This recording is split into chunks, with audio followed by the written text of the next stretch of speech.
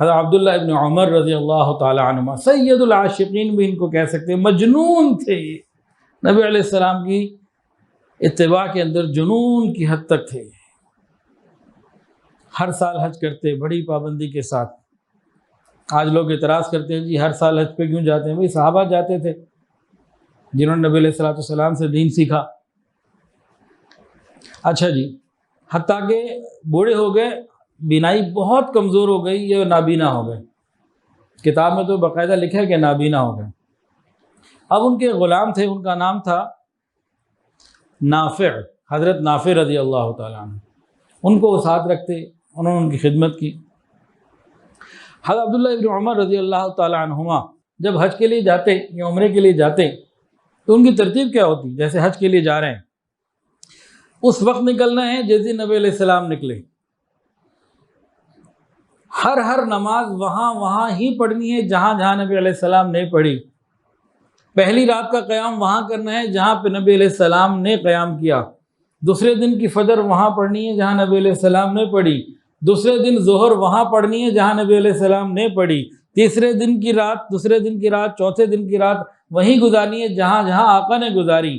اسی ترتیب کے اوپر چلتے تھے کہ نبی علیہ السلام کا پہلا دن ایسا تھا، دوسرا ایسا، تیسرا ایسا، چوتھا ایسا، اتنے دنوں میں پہنچے، مجھے بھی اتنے دنوں میں پہنچنا ہے، اس سے نہ جلدی پہنچنا نہ تاخیر سے پہنچنا۔ پھر نبی علیہ السلام مکہ مکرمہ داخل ہونے سے پہلے بیر ذی طوا کے اوپر غسل کیا کرتے تھے، وہ غسل وہاں کرتے۔ پھر نبی علیہ السلام جس وقت مکہ داخل ہوتے، جس راستے سے داخل ہوا کرتے تھے اسی سے داخل ہوتے، حج کر کے وہیں سے واپس نکلتے جہاں سے نبی علیہ السلام نکلے۔ اب یہ عشق کی انتہا ہے کہ نہیں ہے؟ نہیں، اس سے ایک اور بات بھی ہے۔ ابھی اسی طرح کے سفر میں چل رہے ہیں اور چند دن کے کچھ سفر کے بعد اب آنکھیں تو نظر نہیں آ رہا ادھر ادھر کیا ہے، ساتھ غلام ساتھ ہے، سواری پہ اونٹ پہ سوار ہے، اونٹ یہ جو بھی جانور ہے اس پہ سوار ہیں۔ ایک جگہ اپنے غلام نافع سے پوچھا، نافع یہاں فلانی جگہ اس سائٹ پہ تمہیں کوئی بڑا پتھر نظر آ رہا ہے؟ انہوں نے دیکھا ہاں بالکل نظر آ رہا ہے، کہا مجھے اس پتھر کے پاس لے کے چلو۔ اب نافع ان کو وہاں پتھر پہ لے کر آئے، سواری روکی، یہ نیچے اترے، چند قدم چلے اور ایک جگہ پہ جا کے بیٹھ گئے، جیسے کوئی قضائے حاجت کے لیے بیٹھتا ہے۔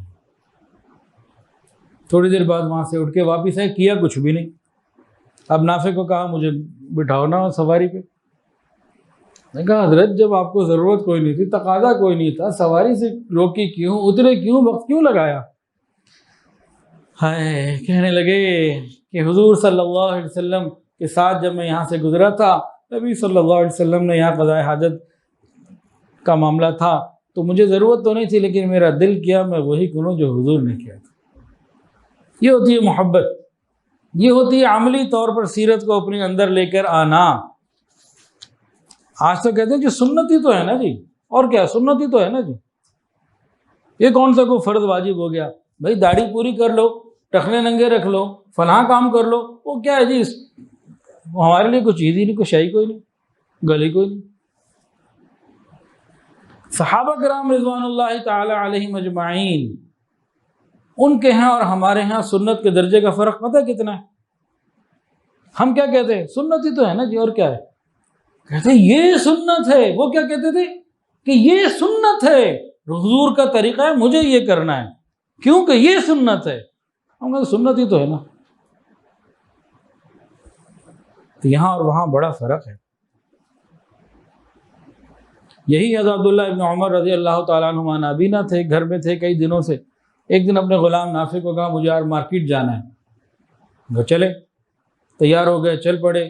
اب بازار میں آ گئے، بازار میں تھوڑی دیر چل کے کہتے ہیں واپس گھر چلو۔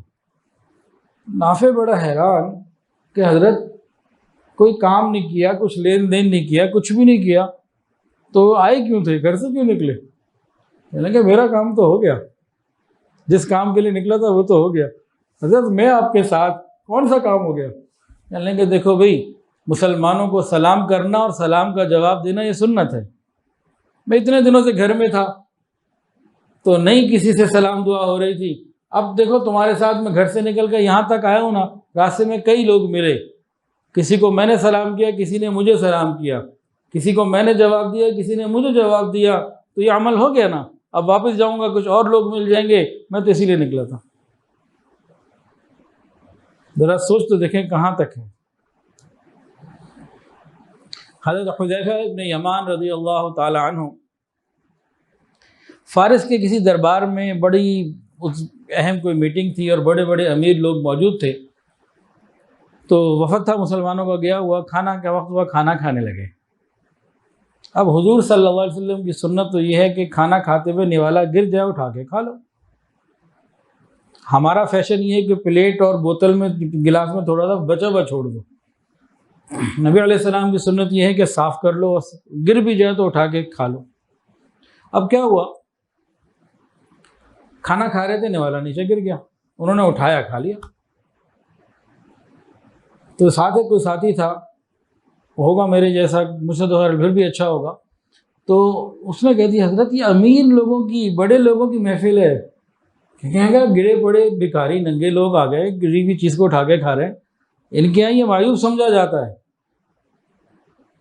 جب کسی نے ان کو اس طرح کی بات کہی نا اپنے ہی ساتھیوں میں سے، انہوں نے فرمایا اَأَتْرُكُ سُنَّةَ حَبِيبِ لِهَٰؤُلَاءِ الْحُمَقَىٰ، کیا میں ان احمقوں کے لیے اپنے حبیب کی سنت کو چھوڑ دوں؟ تو سنتوں کا مذہب پوچھ رہا ہوں تو صحابہ سے پوچھیے.